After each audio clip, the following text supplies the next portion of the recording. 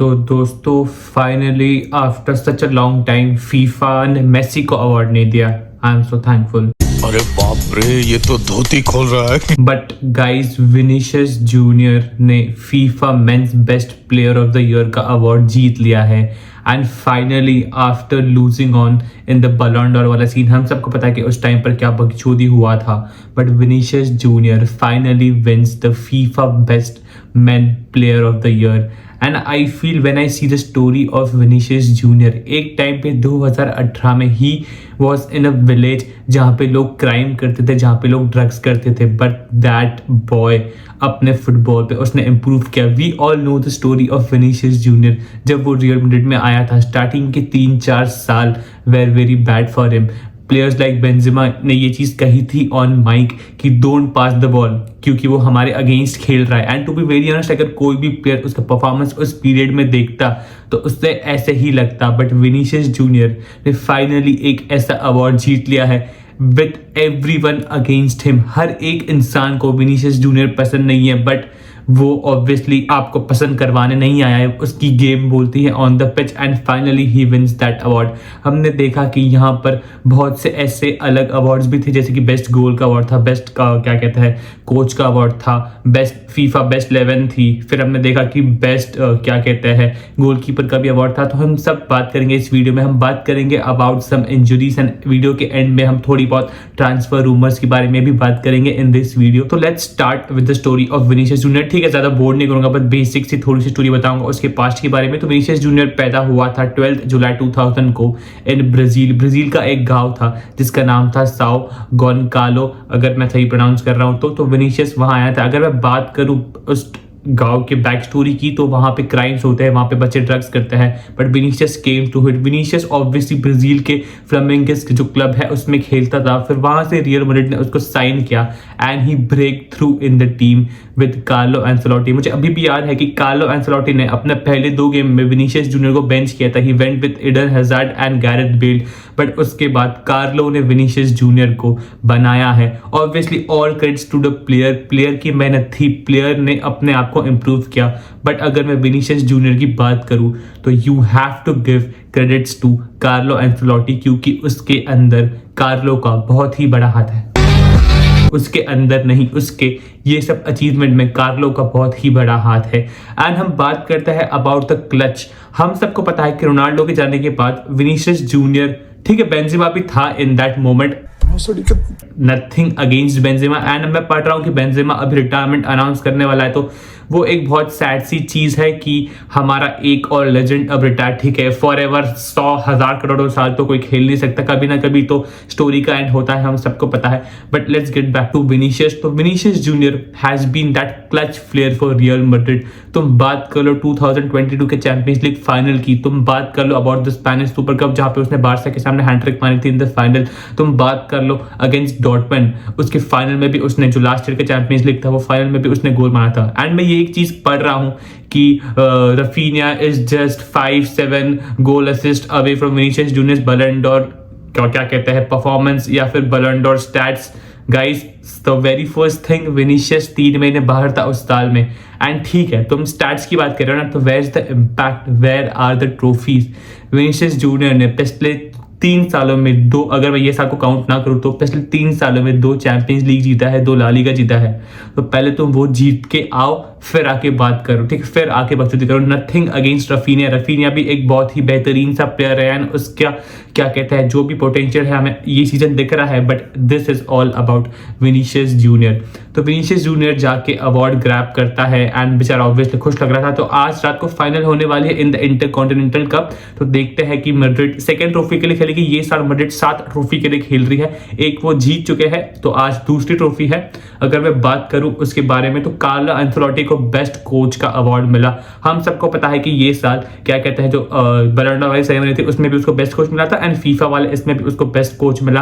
Carlo obviously ये साल इतना अच्छा नहीं कर रहा है compare to the last 3 years जो उसने मैड्रिड में किए हैं, but to be very honest, ठीक है यार, कभी ना कभी तो हम देख रहे हैं कि पेप के साथ भी बहुत बुरा हो रहा है, तो कभी ना कभी तो things won't click. But I just want to tell you कि एक बार अगर क्लिक हो गई चीजें एंड कार्लो इस टीम के साथ रहा, तो ये टीम को हम सबको पता है कि कार्लो कहाँ ले जा सकता है। अभी थोड़ी बहुत बकचोदी चल रही है कार्लो, ठीक है इसमें प्लेयर्स की गलती नहीं है, इसमें कार्लो की गलती नहीं है, इसमें ऑब्वियसली तो फिर गलती किसकी है, मेरी है? नहीं, प्लेयर्स एंड कार्लो की ही गलती है कि कुछ चीजें वो लोग अप टू द मार्क नहीं कर रहे हैं। बट ठीक है यार, कभी ना कभी लाइफ में चीजें क्लिक नहीं होने हैं, ये चीज तो पक्का है। कभी ना कभी एक रफ पैच आने वाला है, तो may be this is the rough patch. But Barca के बेस्ट सीजन में भी मैड्रिड बार्सा से 1 पॉइंट ही नीचे है। एंड गाइस, एटलेटिको मैड्रिड ने पिछले 11 गेम्स में 11 विन्स ली है इन ला लीगा, तो एटलेटिको मैड्रिड भी पीछे नहीं है। We all know that. Next game है एटलेटिको एंड बार्सा, तो वो गेम देखने में बहुत ही मजा आएगा। तो मैं इससे टॉपिक से दूर जा रहा हूं। तो कार्लो एंसेलोटी ने जीता बेस्ट कोच का award and obviously he deserved it. उसके बाद मैं बात करूं तो बेस्ट गोल जीता था गार्नाचो ने, जो उसने बाइसिकल किक मारी थी एंड अगेंस्ट एवर्टन। तो आई थिंक कि वो गोल डिजर्व करता था जीतने के लिए, तो गार्नाचो ने भी जीता the best goal of the season award. And अगर इसके बाद मैं बात करूं अबाउट द बेस्ट गोलकीपर, तो मेरे हिसाब से टीबू मार्टिनेज ठीक है, अच्छा प्लेयर है, उसने एस्टन विला को फिनिश भी करवाया एंड एस्टन विला ने इस साल चैंपियंस लीग खेल रहे टॉप 4 फिनिश किया in the Premier League and बहुत ही अच्छा परफॉर्मेंस था टीबू का। But if you ask me, मेरे हिसाब से ये अवार्ड किसी और को मिल सकता था। माना कि उसने कोपा डेल रे क्या कह रहा हूं, माना कि उसने कोपा अमेरिका भी जीता था, बट मेरे हिसाब से Lunin could have been a contender, Kobel could have been a contender. But ठीक है, मेरे हिसाब से ये award I don't think Thibaut को जीतना चाहिए था, बट जीत गया तो कोई बात नहीं। इसके बाद हम बात करते हैं अबाउट द फीफा बेस्ट 11। तो मेरे हिसाब से फीफा ने ये टीम निकाली है एंड ये टीम में मेरे हिसाब से मैड्रिड के 5 प्लेयर्स है गाइस, मैड्रिड के 5 प्लेयर्स है in this team. Yamal on the right wing, Holland up front, Vinicius on the left wing. अगर मैं मिडफील्ड की बात करूं, आई फील रॉड्री यहाँ पे है, no there is nothing in that, but मेरे हिसाब से Fede Valverde should have been that. But बात यही है कि फेदे वेलवर्डे होता तो यहाँ से तुम निकालते किसको, बट आई फील फेदे वेलवर्डे यहाँ रह सकता था, बट कोई बात नहीं। फेदे वेलवर्डे बेचारा I feel is the most underrated player, हम सबको पता है। तो बेलिंगम, क्रूज एंड रॉड्री है इन द मिडफील्ड।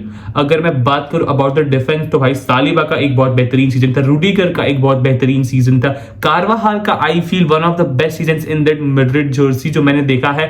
एंड मैं बात करूं रूबेन दियाज, तो वापस I just don't know Ruben Dias यहाँ पर क्यों है। मेरे हिसाब से रूबेन दियाज से भी बेहतर डिफेंडर्स थे लास्ट ईयर के, इसमें गेब्रियल हो सकता था, but I feel Ruben Dias may be again it's questionable. And goalkeeper हम सबको पता है कि इट्स टीबू एंड वो डिजर्व करता था। ऑब्वियसली अगर वो बेस्ट गोलकीपर जीता है तो यहाँ भी वो रहने ही वाला था एट द एंड।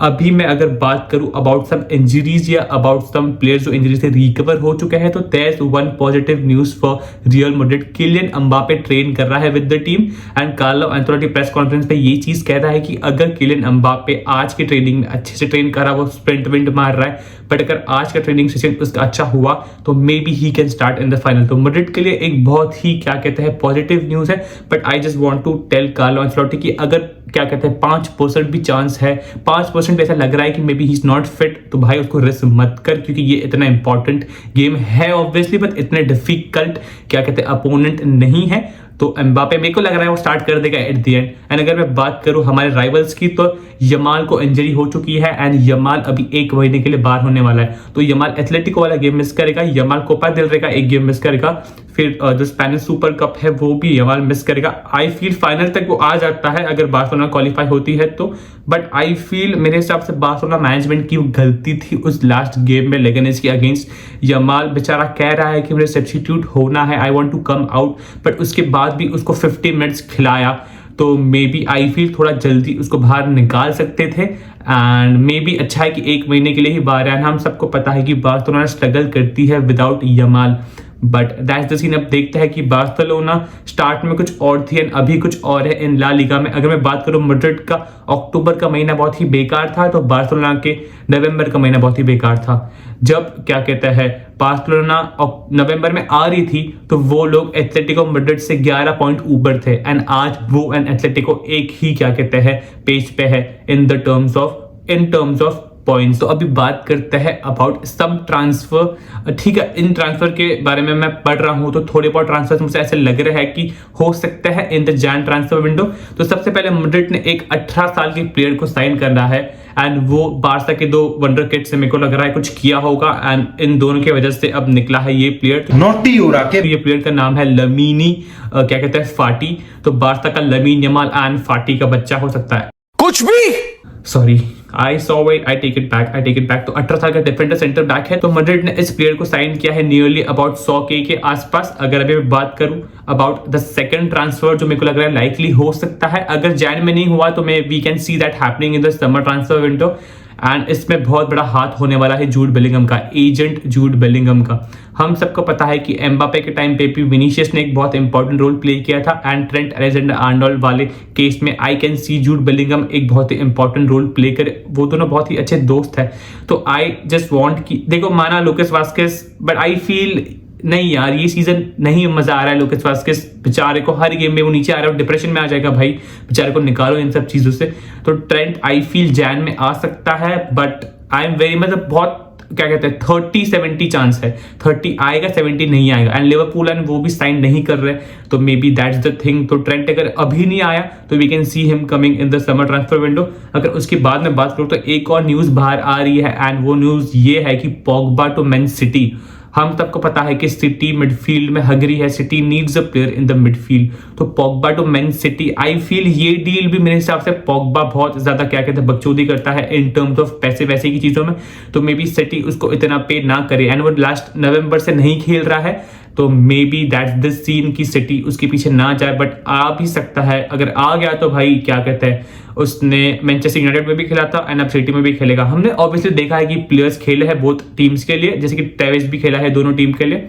तो अगर मैं बात करूं मैन सिटी की ही, तो एक और प्लेयर मेरे हिसाब से मैन सिटी साइन कर सकती है जो रॉड्री का जगह ले सकता है इन द टीम। हमने पहले भी हमारे वीडियो में बात की थी अबाउट ब्रूनो गिमारेस।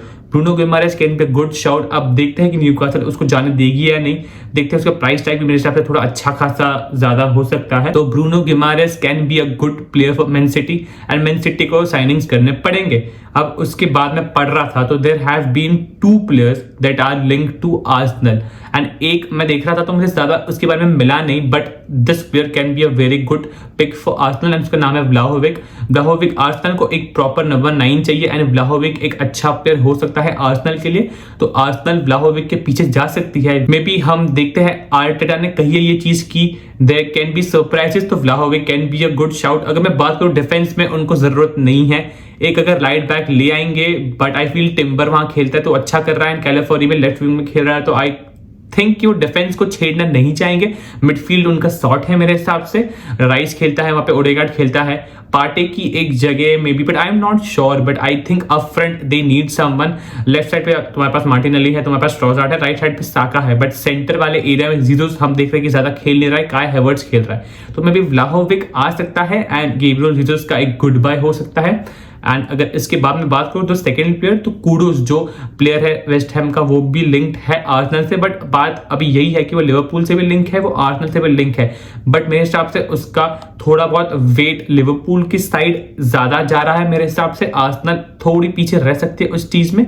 तो ये कुछ प्लेयर्स थे मेरे हिसाब से जो मैं पढ़ रहा हूं कि ऐसे ट्रांसफर्स हो सकते हैं in the Jain transfer window. And एक और चीज गाइस, मुकाइलो मुड्रिक को डोपिंग टेस्ट में पॉजिटिव वो पाया गया है एंड अभी देखते हैं कि वो कितने टाइम के लिए बाहर होगा। तो मुकाइलो मुड्रिक बेचारा खेल तो नहीं रहा है, on the field of field खेल गया, तो देखते हैं कि मुकाइलो मुड्रिक भी अभी कितने टाइम के लिए बाहर रहता है एंड लेट अस सी कि what happens in that case. तो अगर आपको कोई भी रीजन से ये वीडियो पसंद आ गया हो एंड गाइस आप अभी तक देख रहे हो तो guys please drop a like and comment करके बताना कि आपको ये वीडियो कैसा लगा।